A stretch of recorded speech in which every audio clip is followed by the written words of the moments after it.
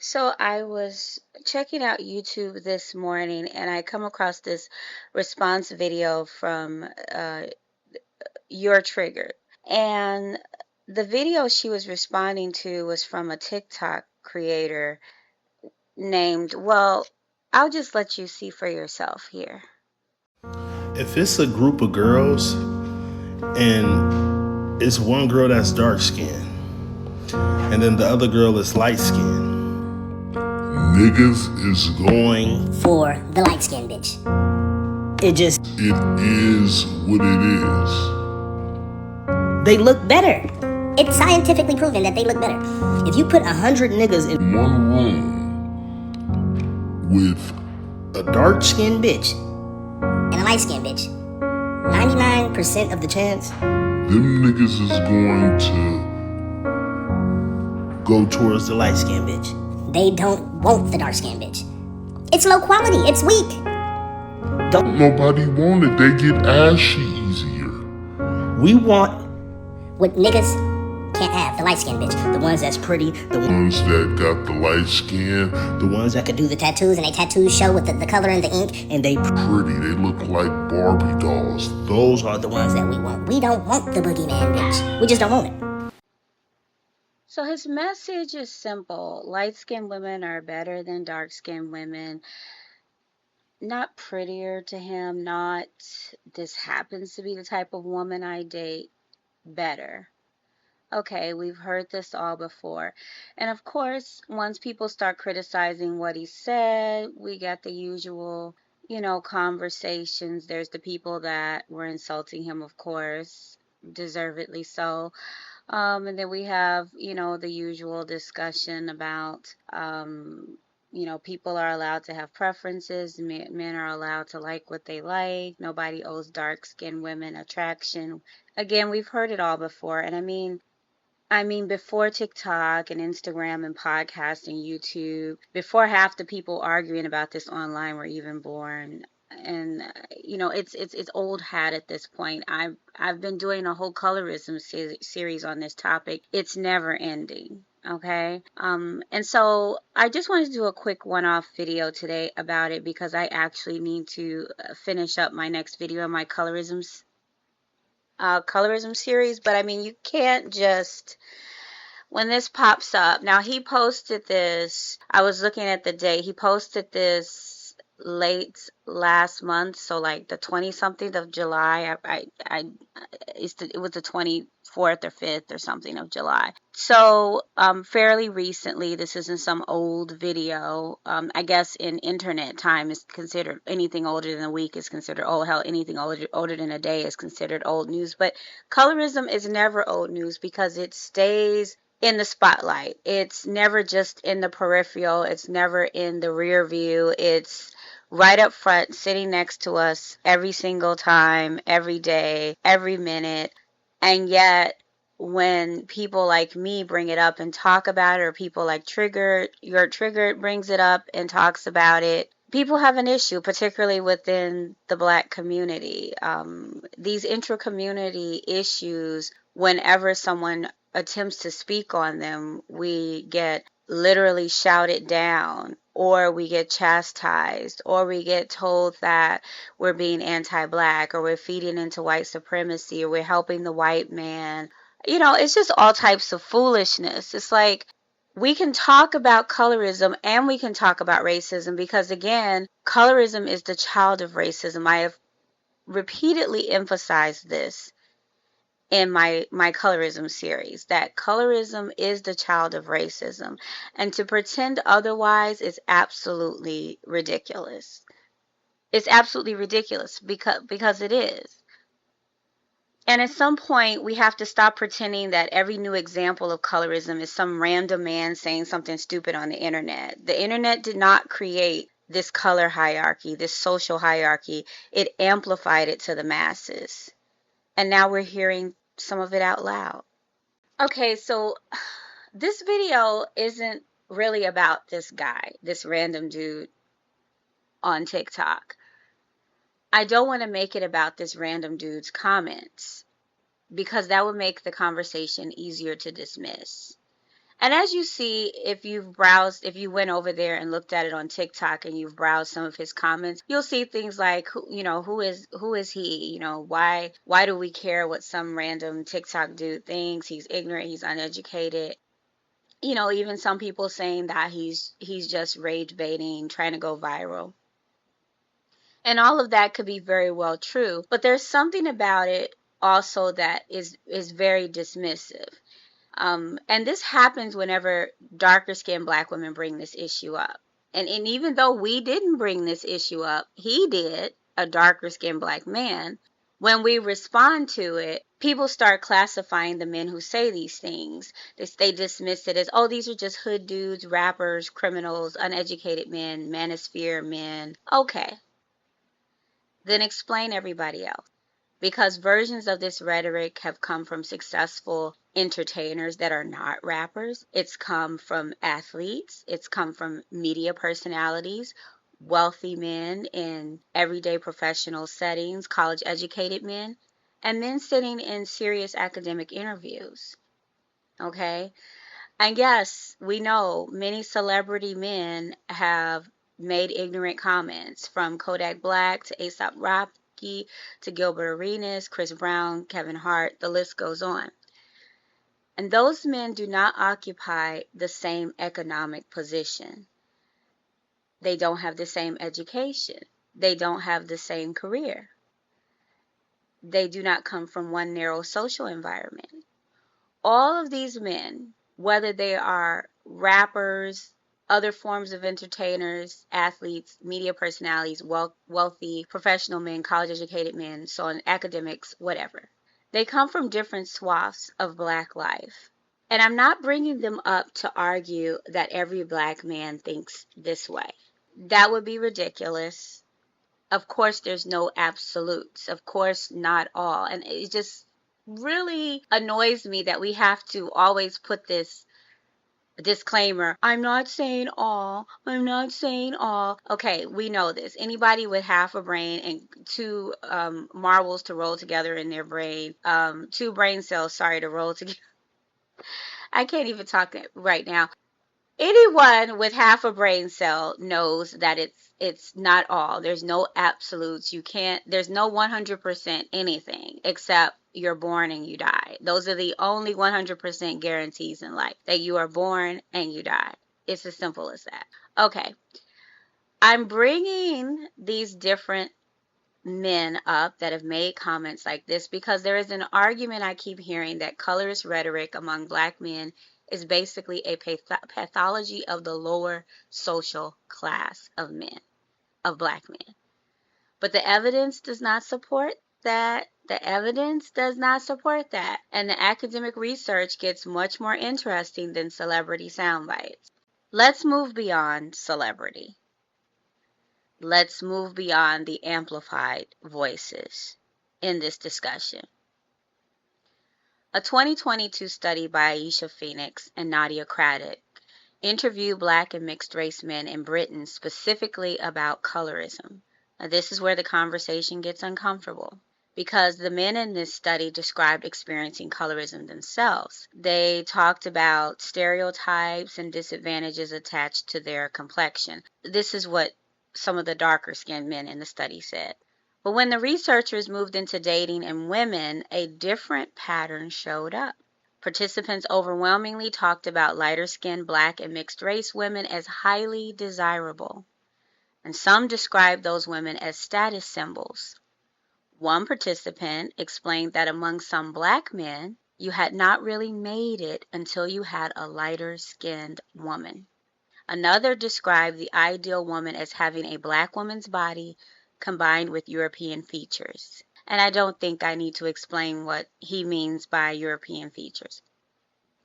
Now, that's not me judging somebody's choice in a girlfriend through a self-serving lens. I am a darker complexioned black woman, but I'm not here to judge. And I've really never been, even when I was younger.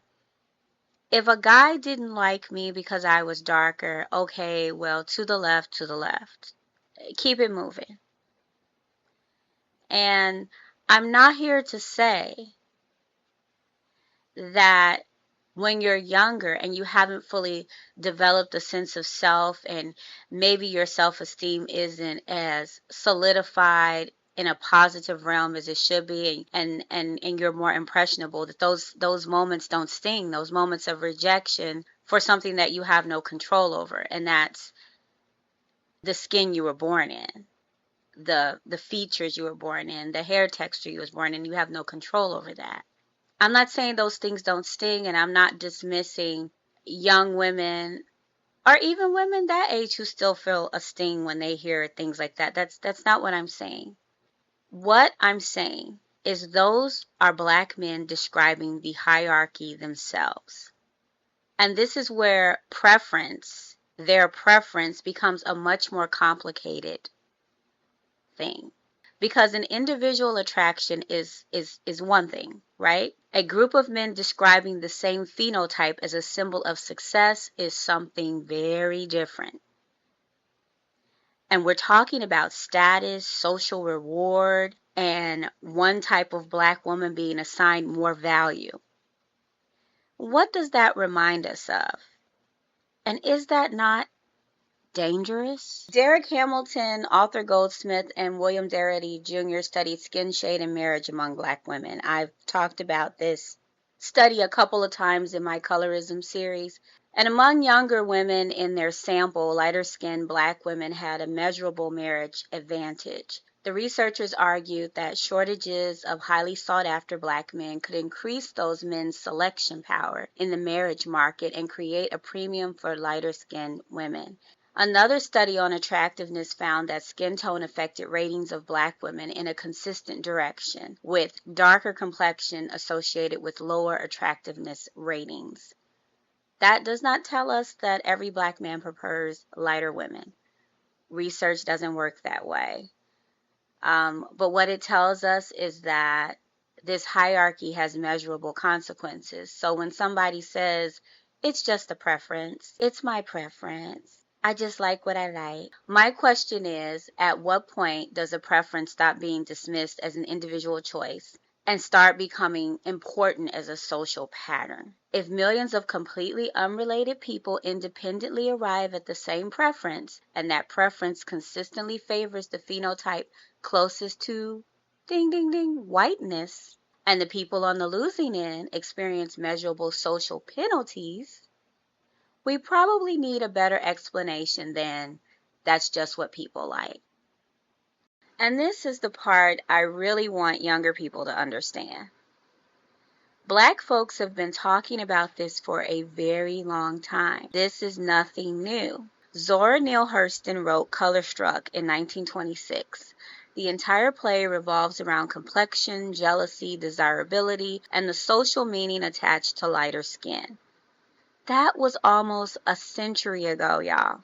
Then we get to 1988. Spike Lee releases School Days. I don't know if you guys have seen that. It's actually one of my favorite movies. And right there on screen, you have the lighter skin wannabes and the dark skin jigaboo. It's hair texture, skin tone, class, beauty, status. And it all culminates in mate selection and the vying for that selection. The whole damn conversation is already there. 30 years before TikTok came into existence.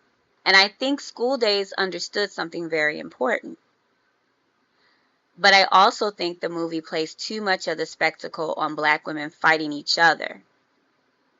And although I like the music number Good and Bad Hair, I actually saw this movie at the theater when it first came out, y'all. I liked the music number. But it's literally staged as women battling women. And at the time that I first saw the movie, I didn't fully understand that. But I understand it now in retrospect as an older, much older woman. Meanwhile, there's a whole system around those women deciding which kind of femininity carries the most social value. So this isn't just about pop culture. This isn't about rappers' opinions. This isn't about random guys on TikTok's opinions. Okay, this is a social value being placed upon black women. There's based on a color hierarchy. And because women do not invent beauty hierarchies in isolation. Men create and participate in them. Families, institutions, and the media does as well. And those standards existed long before Spike Lee put them on screen, before Zora Neale Hurston wrote about it in Colorstruck, before this random dude on TikTok fixed his mouth and turned on his phone to make his ignorant comment. History tells the tale. Colorism in Black America did not begin because Black people woke up one morning and decided light skin was prettier. This color hierarchy developed inside slavery. Historian and sociologist Robert Reese examined occupational differences between people historically classified as Black and mulatto.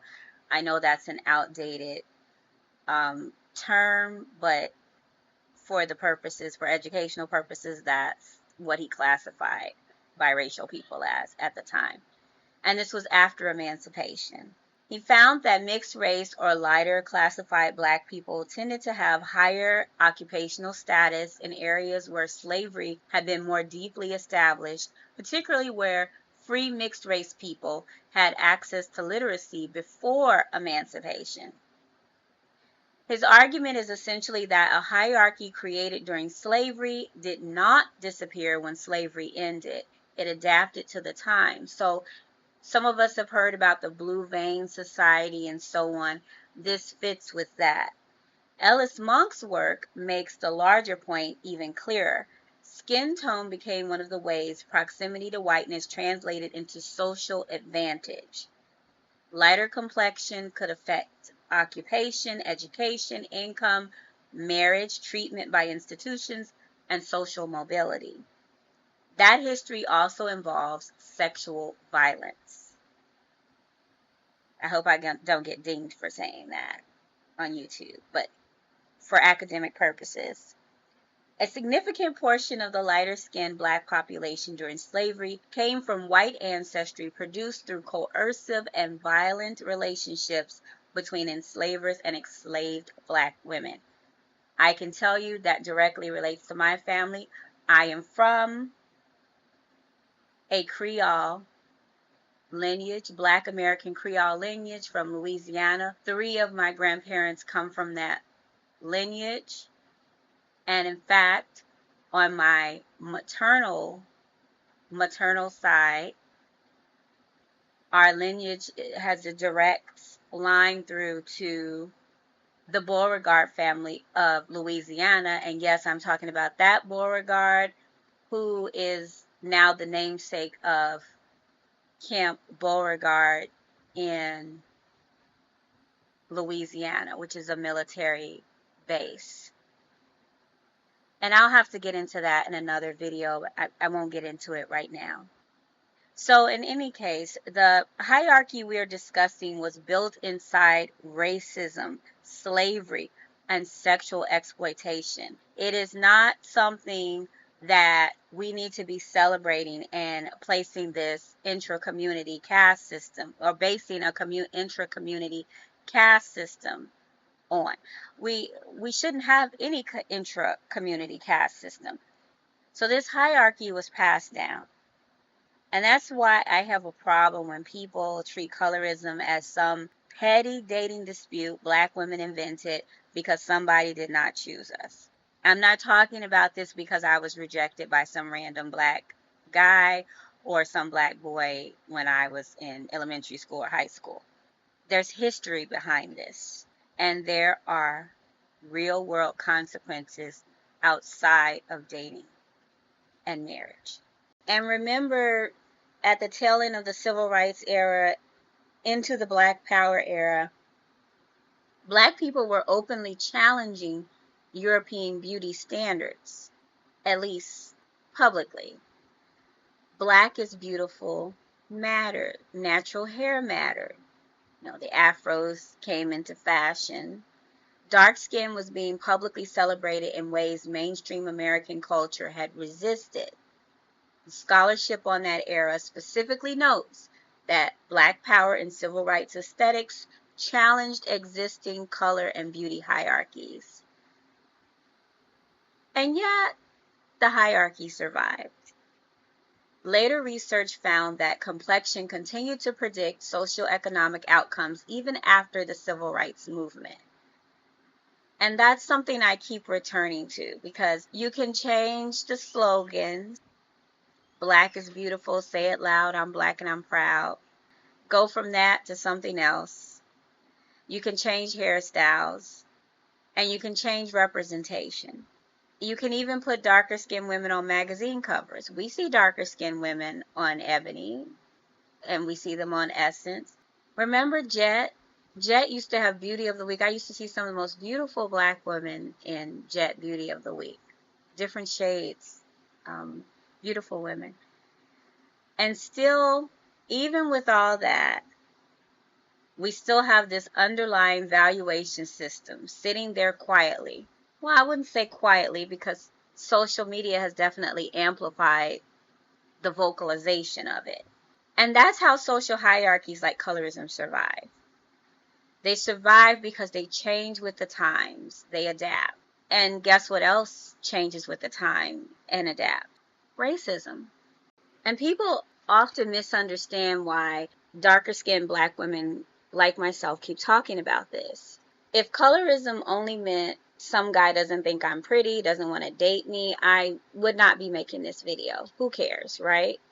There are billions of people on earth. I tell my kids this, my adult kids this all the time. If one person ain't into you, there's somebody else. If one person ain't for you, there's somebody else, right? Everybody does not have to find everybody attractive. Nobody has a right to anybody's body. Nobody has a right to anybody to intimacy with whoever they want. You know what I mean? Like, you're not owed a relationship. You're not owed sex, all of that stuff. You're not owed your fairy tale. The problem is that beauty does not live in a sealed compartment. It's not in a vacuum. The same physical characteristics people associate with desirability also influence how women are read socially. And research has found skin tone differences in wages. I talked about that in my Colorism series. Go and after this video, click on the video in the Colorism series that talks about employment. So it affects outcomes in wages and employment, in marriage, in health, political perception, criminal punishment, and interpersonal treatment, of course. And skin tone has been associated with socioeconomic differences among Black Americans across generations. Across generations, y'all. Research on Black women specifically shows that skin tone and hair texture can influence how competence, femininity, assertiveness, and electability are perceived. Even that goofy man on TikTok said it in his goofy, unintelligible way, but he said this. He specifically used feminine. Said light-skinned women are more feminine. They're like dolls. They're like cute little pretty dolls. It's a perception. Studies have also found that darker skin can compound health risks and discrimination exposure rather than functioning as some harmless cosmetic distinction. And that's why the intra-community rhetoric matters. Because Black people do not live inside a sealed Black universe. We don't live on a rock unto ourselves. And when we put this kind of rhetoric out, when we say these things, when we treat our own people this way, there are larger consequences. The stereotypes we create, repeat, laugh at, turn into memes, put into music, and teach our children eventually enter the larger culture too. Why do you think white people get on these social media platforms and make fun of Black women and make fun of this and that and weaves and wigs? Because we are putting it out there. Black men, you are putting it out there. You're saying it's so acceptable to talk about your women and treat your women this way. But, black men have also said that we don't own them, so maybe we're not their women. We're not their women. Okay, I got you. We're not your women. We don't own you. You don't own us. Good. I don't like owning people anyway. I'm not an enslaver. I don't like the idea of owning people. Don't want to own people. Okay. When darker skinned black women are repeatedly described as harder, louder, masculine, less feminine, aggressive, undesirable, well, those ideas do not magically stop at the edge of the black community. They meet racism head on, and racism has already, it already has its own stereotypes waiting for us. We know what racism is. We can spot racism, can't we? Right away. We could scream it from the mountaintops. Now the two systems reinforce each other. When colorism and racism butt up against each other, they become something even more powerful and more detrimental to the victims of it. And I am saying victim. I'm saying that purposefully, and I'm not taking it back. That's what I mean when I say colorism compounds racism. A darker skinned black woman is already navigating anti blackness from a broader society, now. She should not have to carry an additional hierarchy created and reinforced inside her own community that tells the outside world, yes, these are the black women you are allowed to value less. Let me say that again. She's already dealing with anti-blackness in the larger society. She should not have to carry the extra burden of an additional hierarchy created and reinforced inside her own community that tells the larger world, the outside world, that yes, these are the women you are allowed to value less. We're not having it. We're not having it. No more. Just a quick note, a thunderstorm just popped off in my area, so you'll probably hear some thunder in the background now. Apologies for that, but I can't control Mother Nature. Okay, wrapping all of this up, I, this brings me back to something I said recently while talking about another issue entirely. A community cannot effectively fight external oppression while refusing to confront serious harm occurring within its own walls. We can't keep demanding that white America examine racism while treating every discussion of colorism inside the black community like treason. Complain about white beauty standards and then reproduce those exact standards ourselves. Discuss how society masculinizes black women and then turn around and call darker skinned black women masculine. Criticize how black women are being disrespected publicly while laughing when the disrespect comes from somebody black. That contradiction is becoming impossible to ignore. And it's not just darker skinned black women like me who've seen it. Lighter skinned black women have spoken out about it, and other communities recognize it. This isn't, if you think you're keeping some dark secret, you're not. And no, not all black men participate in this, ugh, but more than enough do. And the ones that don't prove this is not inevitable. If you're one who doesn't practice colorism, it proves that it's something that doesn't need to be practiced. It's not inevitable. It's not inherent. It's not just the way it is. It's learned. And learned behavior can be examined and it can be corrected. So when I look at that individual in the TikTok video, I'm really not interested in arguing with him about whether he's allowed to like light skinned women. Like whoever you like, love whoever you love. I'm not taking that away from you. Nobody's trying to take that away from you. That's not the conversation we're having here. The discussion begins when you decide that one group of black women is better than another group of black women because of complexion. Because now you've moved beyond your dating life.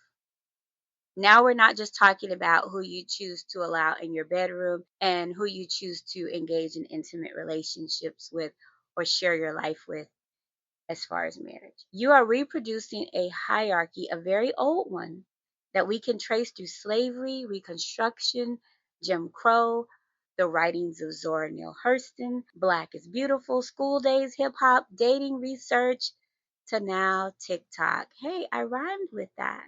The technology has changed. Some of the language has changed, some of it, but colorism hasn't. And maybe the question we should finally start asking is not why are darker skinned Black women still talking about colorism? Maybe we should ask, why are they, why are you still giving us so much material to talk about? Until next time, be sure to like, comment, and subscribe to the channel. I'm Monicoe. Yes, I'm real. I have an avatar, but I'm a real person. Okay? So thank you very much for watching, and I'll see you next Sunday Sip. Bye bye.